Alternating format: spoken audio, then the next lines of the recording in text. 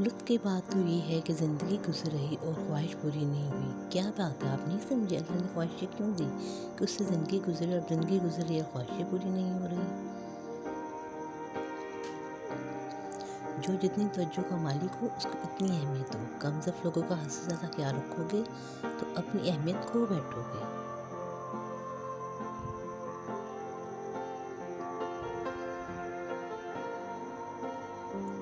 انشاءاللہ اگر تمہیں معلوم ہو جائے کہ تمہاری ہر تکلیف کے بعد تمہارے لیے کتنی آسانی لکھی جاتی ہیں، تو تم کبھی بھی اپنے حال کو نہیں رو گے، اور بہت جلد اللہ تمہیں اتنا نوازے گا کہ تم خوش ہو جاؤ گے۔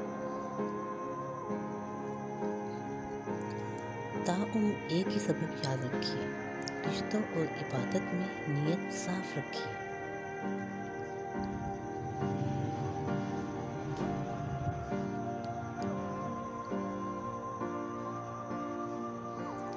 لوگوں کے عیبوں سے اس طرح غافل ہو جاؤ جیسے سوتے وقت تم دنیا سے غافل ہو جاتے ہو۔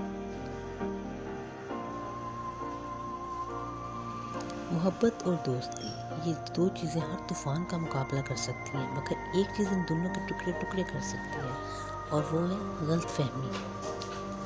حضرت علی رضی اللہ عنہ نے فرمایا، میں جنت کے شوق میں عبادت نہیں کرتا، یہ تجارت ہے، اور نہ ہی جہنم کے خوف سے کرتا ہوں کہ یہ غلامی ہے۔ میں صرف اور صرف اس لیے عبادت کرتا ہوں کہ میرا رب عبادت کے لائق ہے۔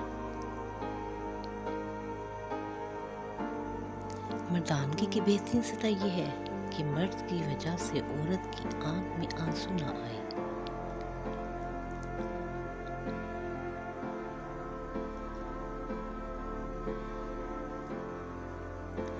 حضرت علی رضی اللہ عنہ نے فرمایا، دوست کی غلطی ریت پر لکھو تاکہ پانی سے مٹا دے، اور دوست کے احساس پتھر پر لکھو تاکہ کوئی اسے مٹا نہ سکے۔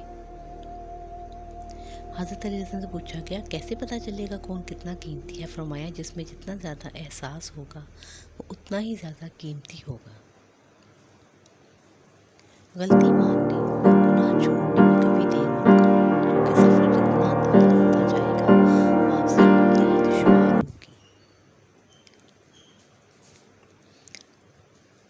اگر لوگ تم سے متاثر ہو رہے ہیں تو تکبر نہ کرو، شکر ادا کرو اپنے رب کا، جس نے تمہارے عیب چھپا کر تمہیں لوگوں میں مغرور بنا